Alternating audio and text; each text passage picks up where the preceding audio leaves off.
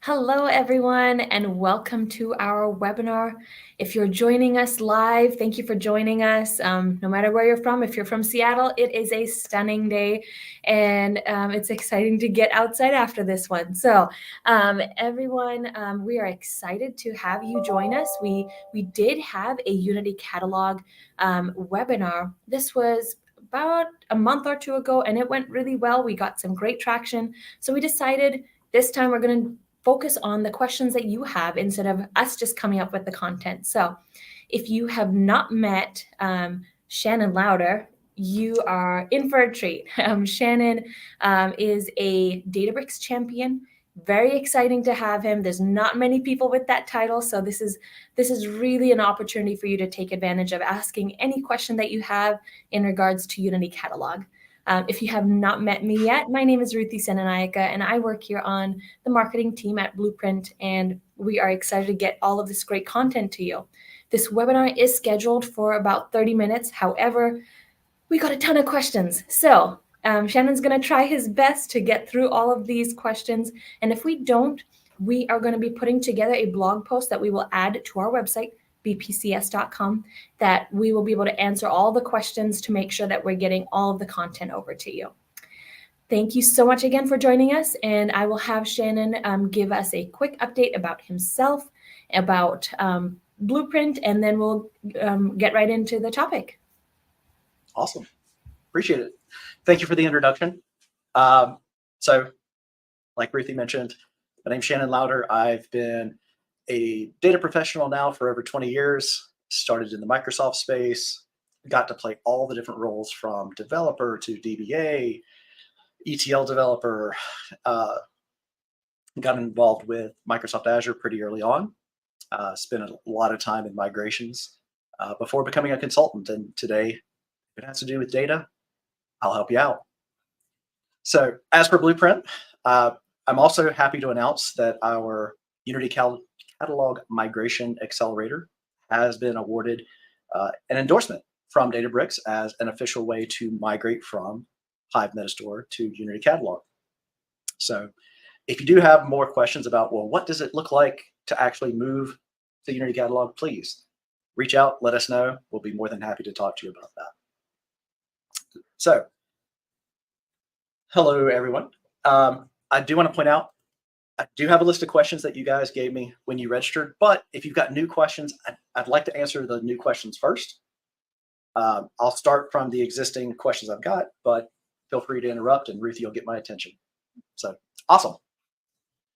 So quite a few of you simply sent in the question, or not really question, but statement, hey, I'm just looking to learn more about Unity Catalog. I'm new to Databricks, teach me more, and that sort of thing. That's where I hope to start today. So if you have additional questions after you learn a little bit, please send those in and we'll get to them next time. All right. So the first group of questions are all around, what is Unity Catalog? Why should we choose Unity Catalog? What's so great about this? So let's start there. So I'm going to start up share screen.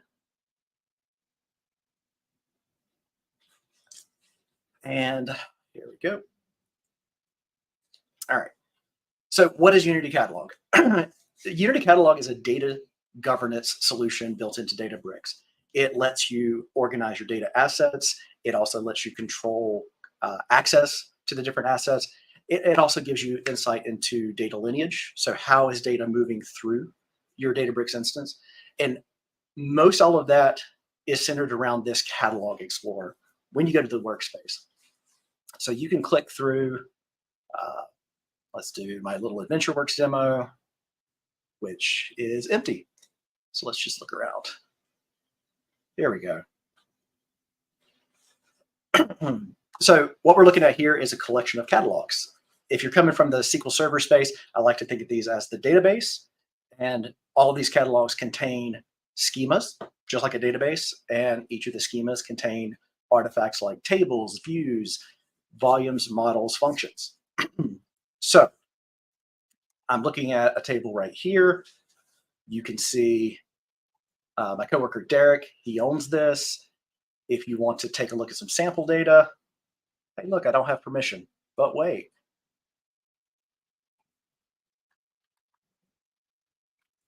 I'm an administrator, so give me all. Now let's look at that table, sample data. Give it a second to refresh. And while we're waiting, I know I've got some data down here. We can look at sample data. That's correct. We can look at sample data. We can look at extended information. We can see where the data is actually stored in our storage account. Since I'm looking at Azure here, you can see I've got a container called Metastore. You can see my storage account, but you'll also notice that this table is stored in this GUID/table/GUID structure. The thing I like to point out pretty early on when you're moving to Unity Catalog is the idea is to stop referring to the files that make up your data and to the table names, to the reference to the data. If you are using file paths today in a lot of your code and you need some help moving away from that, now's a great time, even before you start moving to Unity Catalog, to start using your Hive Metastore references to make this transition easier once you move into Unity Catalog. We can also look at permissions. We can also control. So you can see it's updated now. I do have all permissions or all privileges. Oh, let me get, wait, all privileges. Yeah, I should be able to get that soon enough. You can see other permissions. You can grant permissions at the catalog, schema, object level. So you can grant it at table level, volume level. You can grant all of that. You can see the history, which I really hope I get access to soon.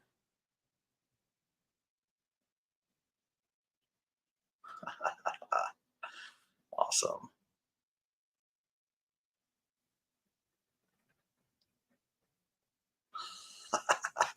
Maybe I should have tested this before coming on the air, huh? All right, let me grab.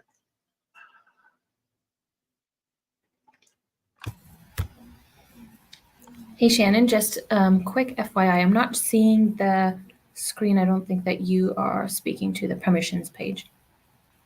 Oh, oh.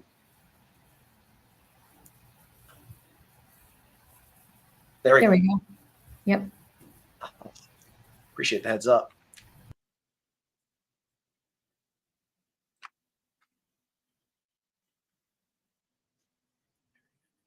And that's still not the right me. I've got too many me's in here. I want that me to have all permissions here. There we go. So now we can go to books. Here's the sample data. Loading anyway.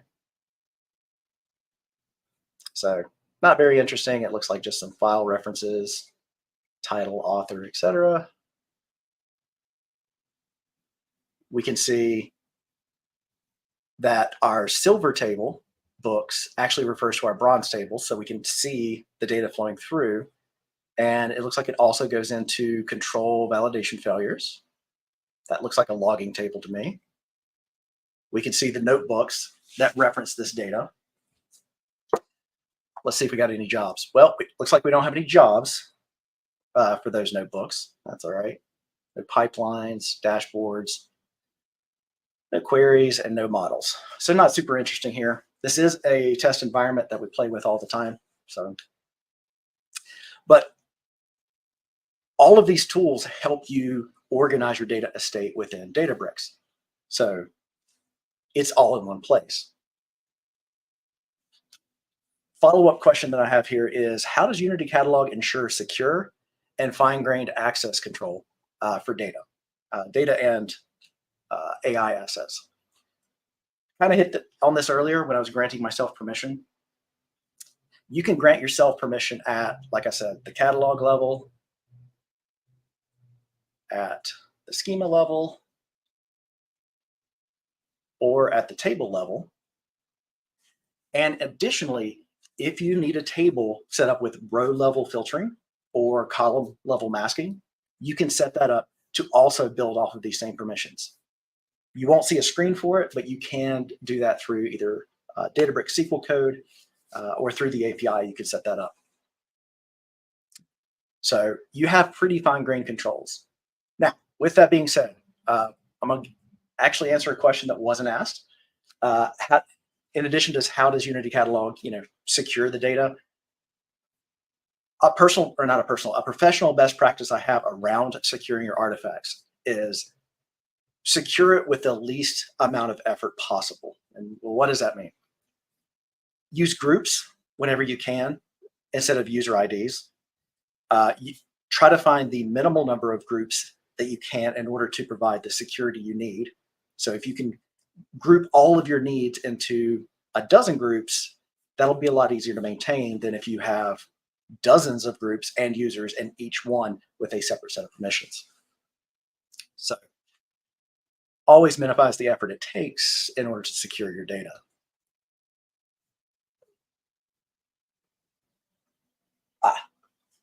Can we redo this? All right, you should be able to see the permissions now, right? Ruthie? Yep, we were able to see the tail end of that. Thank you. All right. Sorry about that, guys. But I did go through the permissions again, so cool. Next question up was about data lineage. We showed not only do you have access to the data here in the GUI, but we had another question. How can I find the lineage as of today or as of a certain point in time? Well, Unity Catalog also comes with a system catalog. By default, it's only going to have information schema turned on, but you can turn on additional schemas. And right here under access, oh, you're kidding me. There we go. You've got table and column lineage. You can query the lineage data and you can pass in arguments. So this is from Reddit.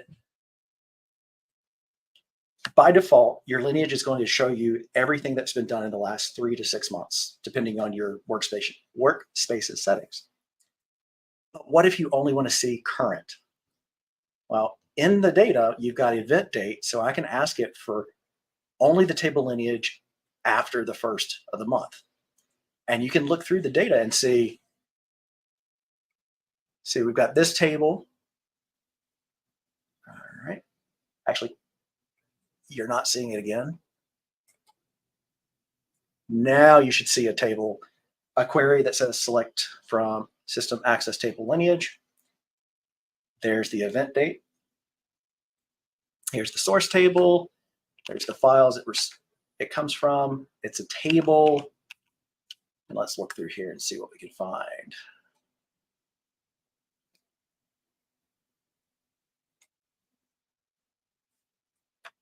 Let's open it up a little bit. Looks like not a lot of activity lately.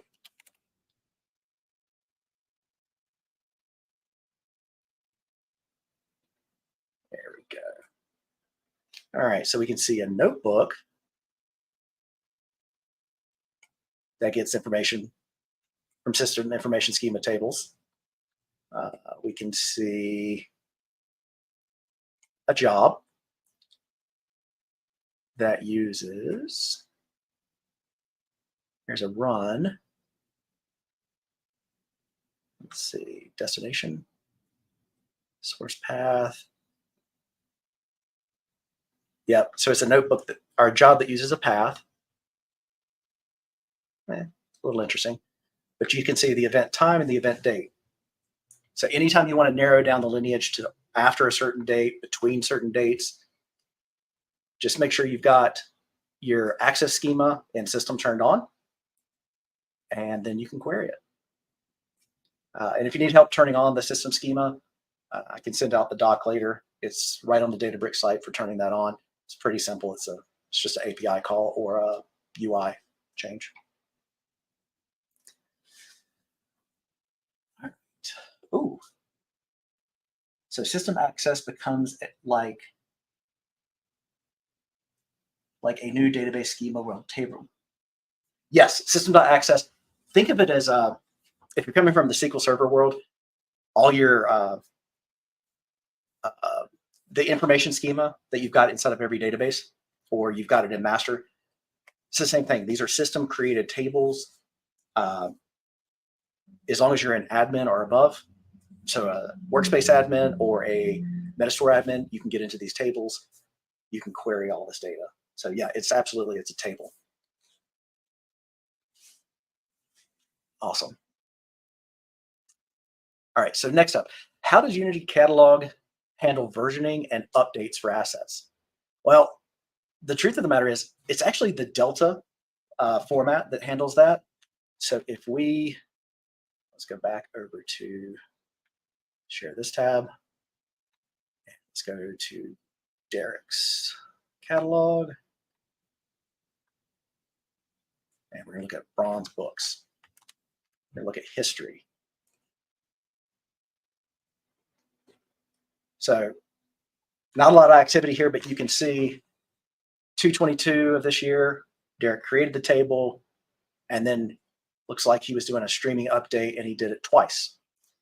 So this, while it does get exposed through Unity Catalog Explorer, this data is actually coming off of the transaction logs for the table.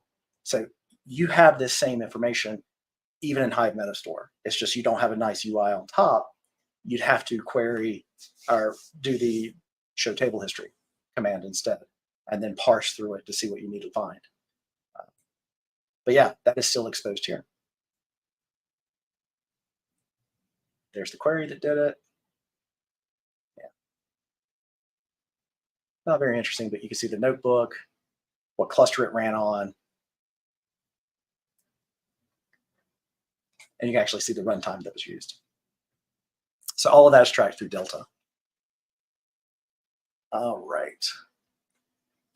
Next up, we've got the question, how can I find assets specific to certain categories such as characters, environments, or effects? It was interesting. We got a lot of questions from the gaming community, or the gaming developer community, I guess. So Unity Catalog gives you extended features in the search bar up here. So if we type in books, which we know is a table name, you'll notice that you're going to get results of tables, notebooks, jobs, queries, dashboards, folders. I mean, it searches through your entire environment to try to find that word. The cool thing about tables is it's going to look in the catalog name, schema name, table name, column names. It's also going to look at tags. So tags are something I haven't talked about yet, but it searches those as well. It also searches through the marketplace for some data. If you've got notebooks, it'll actually search through the text of the notebook. And you can see it's highlighting here in the code where I'm referencing books, books, books. So once you've got the data in your data estate, you can come right up here, type in what you're looking for, and it's going to try a bunch of different ways to find what you're looking for. But let's talk about tags real quick. Let's go back to catalog. We're going to go to Derek's. So you'll notice here at Derek's catalog, I can add tags here, or I could add them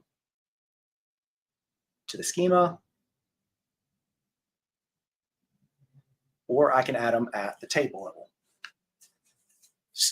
And you'll also notice here, I can add them at the column level.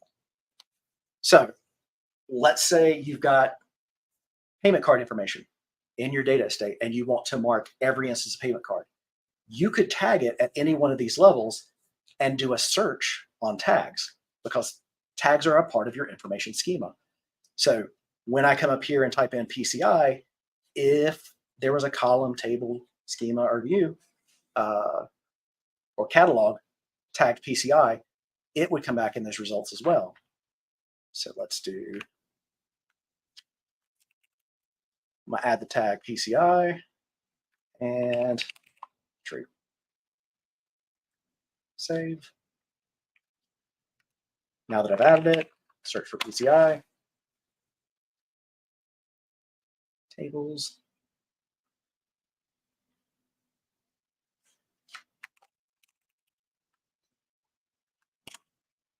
Book. Maybe I should have chosen a better name, but hey. Come on. Might take a second before it'll show up. Come on.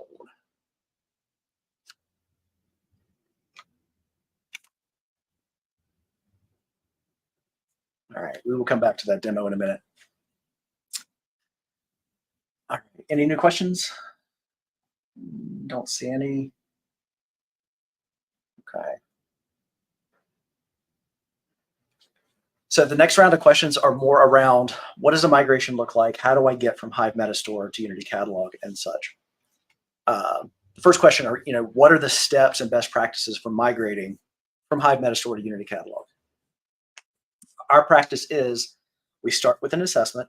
We want to get a great idea of what's in your Hive Metastore, what notebooks you have, jobs, cluster config, basically everything in your workspace. We want to get an idea of it so that we can figure out how to do that migration. Because depending on how your environment's configured, it might take different ways to get that into Unity Catalog. Once we've got your assessment information, we move on to our config stage. Now, during this phase, this is when we ask a lot of questions around, how do you want to organize your data? We'll work with you to come up with a catalog design, schema design, to help you figure out how to organize that data so it's easiest for you and your consumers to find that data. Then we enter that information in a table or spreadsheet. We collect it. Once we've gathered it, we can upload it. And then we actually run the execute step. And what the execute step is we've got a series of scripts that read the configuration data and the assessment data. And based on the inputs, it writes code that then turns around and creates your Unity Catalog objects. Now, I'm going to actually share the next question before I share the hard part of the migration. What are the hidden impacts in moving to Unity Catalog? So the reason I wanted to put that question out there, one of the hardest things to do in a migration is making sure that all of the code you've written continues to work. And there's several ways to do this, but it can be more difficult depending on how you've written your code. So earlier on, I mentioned that if you're directly referencing file locations under a table rather than using the table reference itself, well, that's one of the difficulties when you move to Unity Catalog is you can no longer use the file path.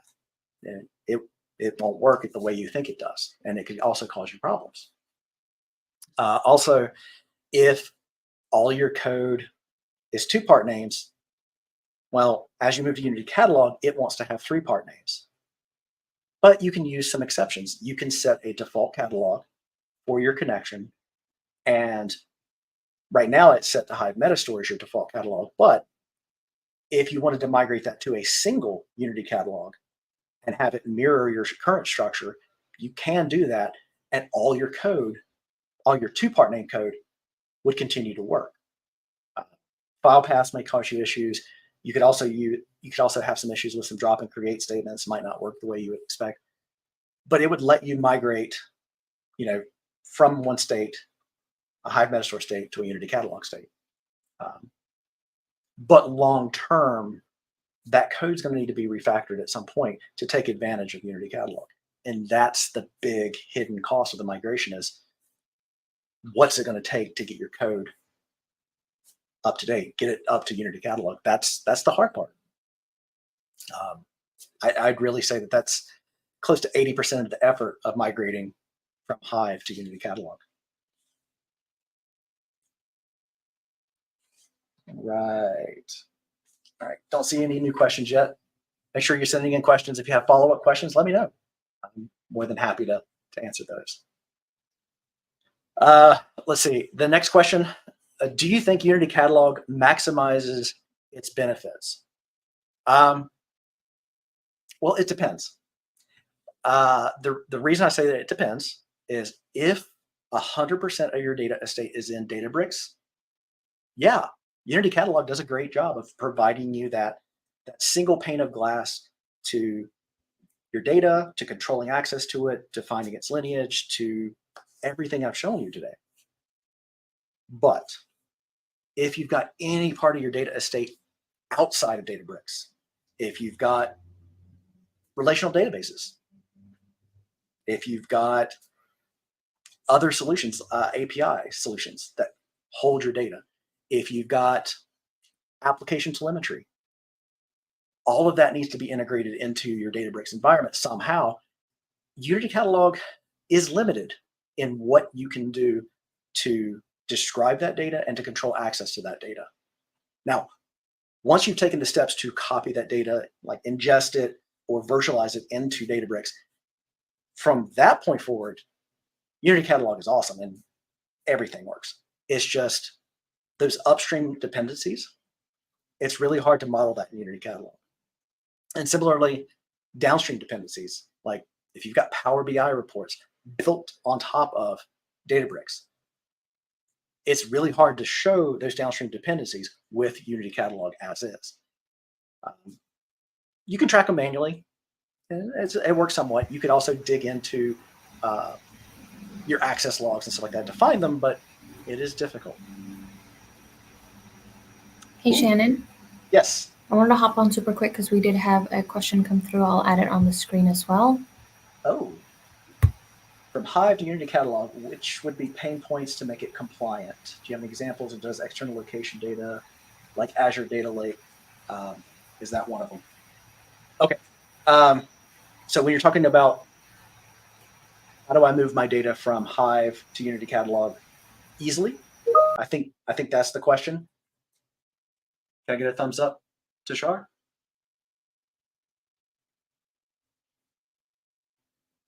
All right. I'll start answering the question I think you're asking, and if I'm wrong, just update the chat and we'll change the direction. So yeah, if in Hive you've got external tables that are already writing to cloud storage, you can use something called sync. Awesome, I am on the right path. You can use something called sync in order to set up a Unity Catalog version of the same data. And what sync does is it creates that new reference in Unity Catalog, but it points to that cloud storage.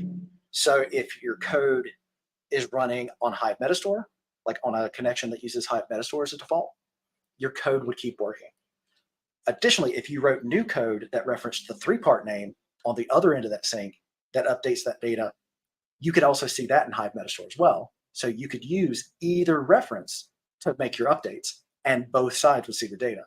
This is really useful when you've got a rolling migration. If you've got some users that you've got all of their workloads ready to go in Hive Metastore, but you've got others who might depend on that data, who they have more code or they're just not ready to make the move, you can move part of your groups over, have them reference that sync version, and move on without leaving anyone behind and without having to create duplicate sets of data, which are honestly a pain to maintain. If you have any other questions on that, Tushar, please send those in as follow-ups.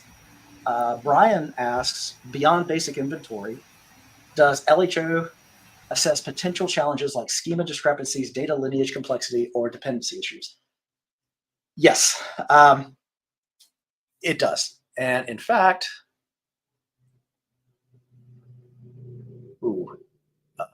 let me find,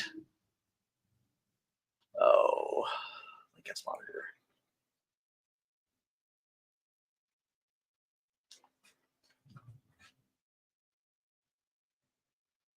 So LHO is a solution that we built a while back. We're continuing to build. It lets you control costs. It lets you have visibility into the costs of running your Databricks environment. So not just the Databricks DBUs, but your cloud costs all the way down to your workloads. So you can figure out, where your costs actually coming from. But the question here is, can it help us assess some of that complexity? And the answer is yes, it can help you address some of it. And there are still some gaps that I'm working on because the Unity Catalog migration tool, it's my baby. Started building it about 6 months ago. Yes, we can run this assessment in your environment. All the data stays in your environment the whole time. And it even stays inside your Unity catalog, which is cool. But we can get a sense of how complex the environment is. So how many tables, how many jobs, notebooks, models, users, all of that. And then we do take one extra step. Since we assess your notebooks, once we have that list of objects in your Hive Metastore, we actually do an impact assessment. So we can highlight which of your objects are referenced in which notebooks. So you can highlight the code that's going to need to change to go Unity Catalog compliant. And better yet, you can use this information to programmatically replace 2-part names with 3-part names if you so choose. So we can identify some of the dependencies. The ones we can't, like I mentioned before, upstream dependencies, so sources that feed in, sources that come out, like Power BI reports. We can't identify those, so those are known unknowns that we already know about. All right, Tushar, so all 3 places will be in sync: Hive, Unity Catalog, and Azure Data Lake. Yes, because sync actually keeps your Hive and your Unity Catalog copy. It's just 2 references to the same cloud storage. Yes, all 3 are in sync, file and both table references. Awesome. Next up, how does Blueprint address potential disruptions during migration for ongoing data pipelines and user workflows? Oh, okay. This is not an easy task, especially if you consider data can come in via streaming. So there's no way to shut down the streaming. If it's batched, it's pretty easy to find the SLA of when data is being updated, make the code and the data changes when it's during a scheduled outage. That's easy.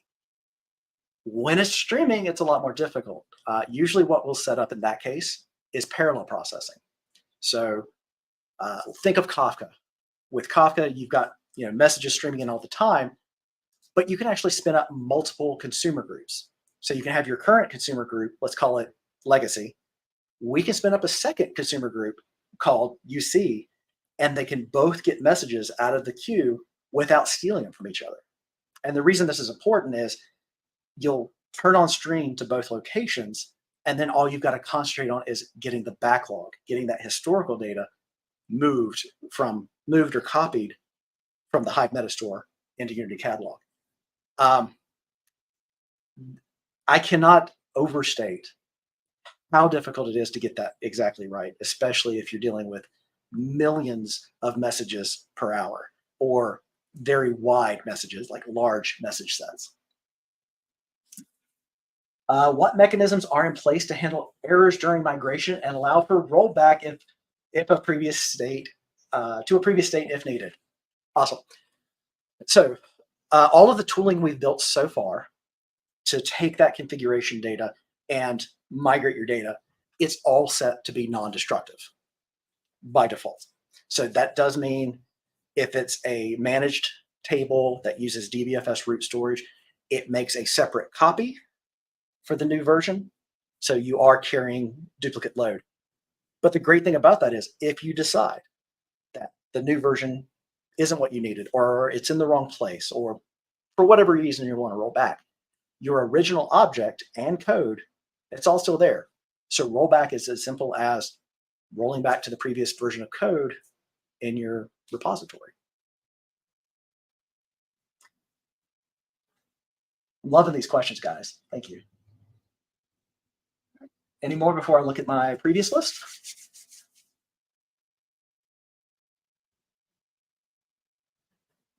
All right, let's see.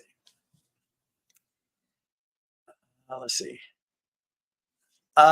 So the next 2 are not directly related to Unity Catalog, but they are great questions. The first question is, are there any free assets worth checking out in the Unity catalog? Not really. You can go to places like Kaggle, data.gov. There's other places where you can get open source data, ingest that data into your environment, even into, say, a community edition of Databricks, and then you can use this same tooling to explore that data. Let's see. Another version was, can you recommend some assets for game development, character data, stuff like that. I do recall PUBG publishes like match data through an API. I don't remember where that is, but you can access it, ingest it, and then you could look at it through Unity Catalog if you wished. So that would be fun. And I will admit, when I was first learning Databricks 6-7 years ago, my test data set was the NHL API data. So it's great to find a data set that appeals to you before you try to learn the technology on top. All right, any new questions? No. Okay. So the next question, I love this one. Is there a plan to allow Unity catalogs, to allow Unity catalog to be shared across regions and not make it stick to one? Not exactly. So let's go over here. Let's share this tab. Let's go to catalog. So down here at the bottom of your catalog list, you're going to notice a section called Delta sharing. And Delta sharing is set up to share your Delta files either with external users or internal users. So the way we share data between Metastores today is we'll come in here, shared by me, share data. You set up your share. Then you choose what assets you want to share with the other side. So I can come in here and say, I want bronze and silver. Let's just say I don't want to share my control, default, or T-Fraser data. All right. Oops, let's make this a little bigger. There we go. I'm not going to add any notebooks. Then you can add recipients. So I don't have any recipients yet, so I'll have to come back to that step. So we can create our share, save, share, and leave. There's our share. Now we can add a recipient, create new. We can call it other Metastore. This right here, the sharing identifier, this is something you'll actually pull from the other Metastore, and you paste here, and that's what will authenticate the other Metastore, the other region to use this Metastore. So if you need more, it's a handy dandy little guide on how to pull that up and configure it right here. But once it's set up, you can access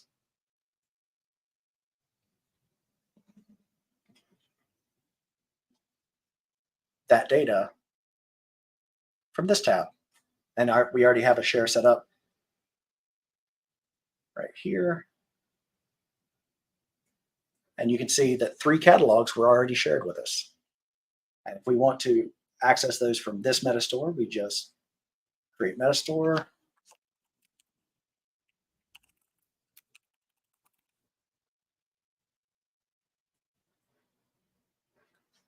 And you'll notice now in my catalog list, I've got a new top level that says in my org. So these are all the catalogs I have in my current region. And this is data from another region.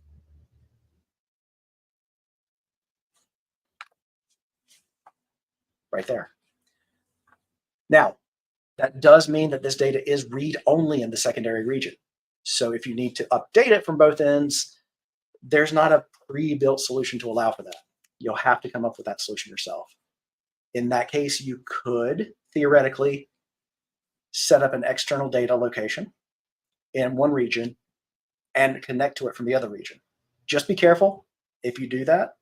Any data that leaves region 1 to answer queries in region 2, that incurs what they call an egress charge. It's a very small amount per gigabyte, but it can add up quickly if you're querying big data cross region. So you could set that up here. It looks like we already have quite a few of those set up.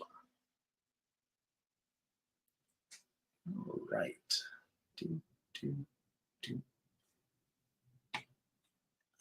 Any new questions, guys? All right. Well, let's see. The next one on my list. What are the latest assets that have been added to Unity Catalog? We kind of hit on this before, but let's go Catalog, dloki, and let's go down to Bronze. So previously, you really could only see tables or views, tables, views, or volumes through the UI. Now you can also see models and functions that have been added to this catalog and schema. So that's new. Really, it's those two are really the two new ones. The rest have been there for quite a while now. Let's see. Oh, here's a good one. What are external volumes exactly, and how do you create external locations? Okay. So volumes are folders that you can set up directly in a schema. And the reason you would do this, anytime you want to consume data in an ingestion process, volumes is one of the first ways I'll go to. So instead of having to type in abfss container at storageaccount.dfs.core.windows.net, instead of all that, I could simply type dloki /volumes/dloki bronze, whatever volume name I created. So let's set up a quick test. I'm going to make it a managed volume. What this means is the storage for it's actually going to go onto the same storage as my data. I don't have to worry about standing up a separate container or a folder. Go here. And copy that.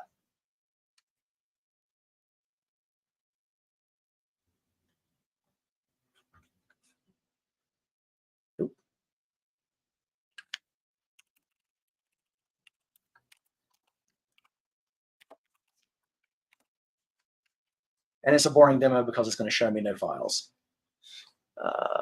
Oops, go to Python.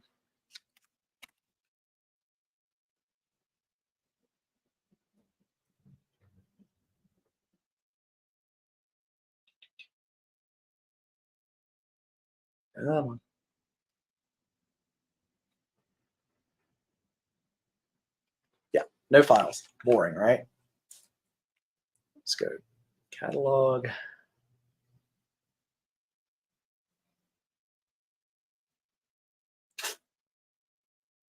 Test. And let's upload a file.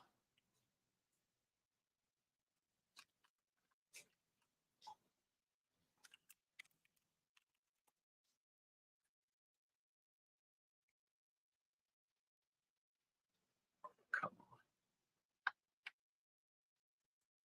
There we go. So just a simple little CSV.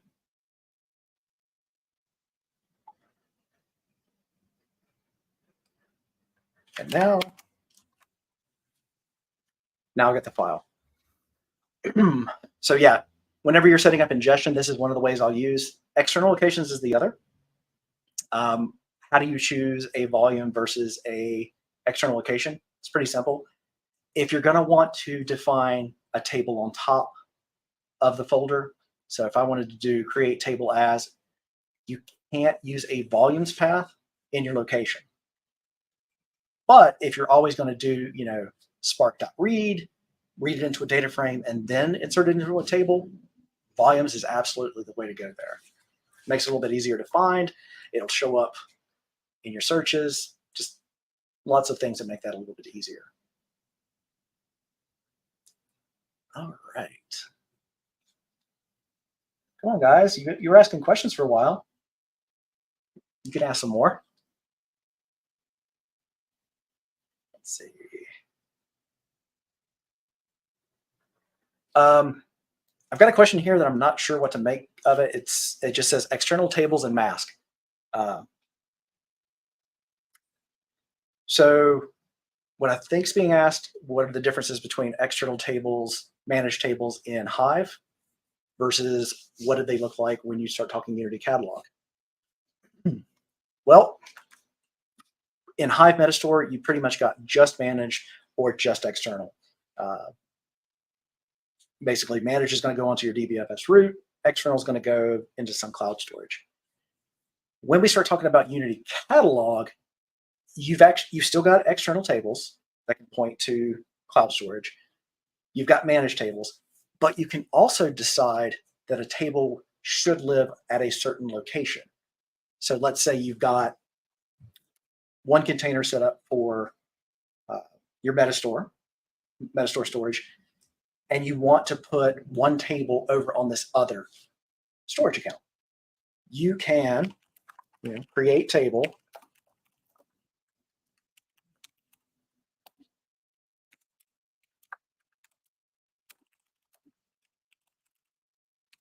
That string.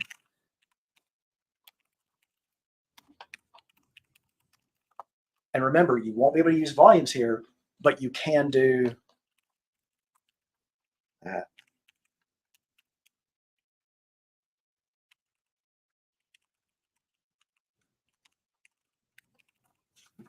And it would still be a managed table. So you have this hybrid option. It's a managed table, but you get to control where it gets stored. The reason this is important is a lot of companies won't use just the Metastore default storage. They'll have some catalogs that should be more secure than others. So they'll want that catalog to go to a separate container from their Metastore storage account. So this is what allows them to do that.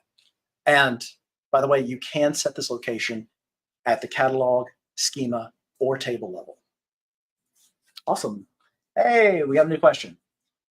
Easy question. How to grant permissions on UC table constraints to non-owners? That's a good question. I've always set them on the tables. Ooh, that's a good one. Actually, could you do a little write-up of what you're trying to control there in the table constraint, like a dummy demo that I can take a look at and get back to you? Because I think I know what you're asking, but that's interesting. I like that. All right. So ZYC Brazil, send that in and I'll look into that one. All right. Code. And that's actually my last question that I've got on my pre-built list. Awesome. Well, thank you so much, Shannon. I know everyone, we had planned for this to be a 30-minute quick Ask Me Anything session, but we just got so many questions. So we hope that you found this super valuable. Oh, it looks like we had one more question come in. Shannon, do you mind answering this one as well? Sure, before sure. we close up? Yeah. Do you have some data engineering exam prep? Not really offhand. What I did is I looked at, I found the exam or the course on the Databricks education site. It has some test questions in it. I looked at those. I made a bunch of variations, like explored, like if it was asking about external tables, I'd put it on ABFS. I tried putting it on a volume. I push the edges, but don't really have anything pre-built. Also, how do you become a Databricks champion? I'll be honest, it is getting easier. They do want more champions. So the champions program, it's a lot like the Microsoft MVP program, where technical. I see another question I'll get to here in a second. Oops, there we go. It is somewhat a technical certification, but it's really how much are you giving back to the community? How much are you championing the Databricks product? So for me, yes, I did get both of my certs, the data engineering associate and professional. I wrote a couple dozen blog entries. I've given, I don't know how many presentations now about different aspects of Databricks. Yeah. I am one of the go-to people in my organization when someone says, can Databricks do X? I'm the guy who likes to come in and try to figure out how to do it. And then once I figure it out, really champion, here's how we can do this. Now, if you're interested, get my contact information, send me an email. We can talk further about it. We'll see if we can get you started in the process. And Ziguasi Brazil, I heard Databricks has a roadmap to support string case insensitive for UC. Okay, so it is somewhat here today. All right, so let's do this. All right, we got my catalog over here to the left. Create catalog. So I'm going to create a catalog in all caps, right? Refresh. What's this? It's all lowercase. And the same is true for schemas.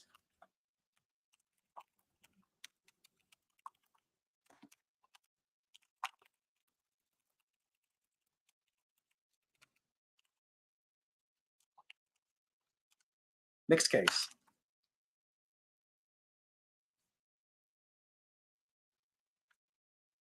All lowercase. So when I say it's partially here, all of the artifacts or objects that you define in Unity catalog, even if you give them capital names for catalog, schema, or table, even down to your column names, it's going to squash it all to lowercase. So that's something to know today. And I think the biggest reason for that is it controls the object's name, control the paths that are being generated underneath. Don't know for sure, but that's my guess. But if you're talking about in where clauses, like comparing a column case sensitive, case insensitive, that's not there yet. You're still going to want to use the extra parameters to set it to a case sensitive or a case insensitive match. I'm still doing that in code today. I had to write a kind of nasty regex the other day and had to remember case insensitive in the values. So, but if I hear anything, I'll put it in the blog entry later this week. Awesome. Well, thanks again, Shannon. And as we mentioned at the beginning, we will be posting a blog post with answers to all these questions. We do want to encourage you, if you do have additional questions that Shannon did not go over, maybe you didn't have the chance, or now that you have this new information, you want to ask these questions, please be sure to email it. You can email it to me, Ruthie@bpcs.com. And I'll make sure to get that over to Shannon. We'll put this information together for you, post it on our social media, on our website, everywhere, so that you have access to it. So be sure to be following us on LinkedIn, because that's where you will see all of our latest articles, all of our upcoming webinars. So if we do end up hosting another one of these Ask Me Anythings, which I'm pretty sure we will based off of how this one went, keep an eye on that, and we will be sure to connect with all of you as well to keep you updated. Another one thing that I wanted to point out, we did mention that everyone who attended live will be put into a raffle to win a $50 Amazon gift card. And the winner today is going to be, drum roll please, Viola Bederek. And Viola, if you are live, comment and let us know. I will be also sending you an email to follow up with this, but thank you all for joining us. We hope that we see you again at our next webinar. And a big, big, big thank you to Shannon for hosting this for us. Everyone, have an awesome rest of your Wednesday. Thanks, guys. I had fun. Thank you.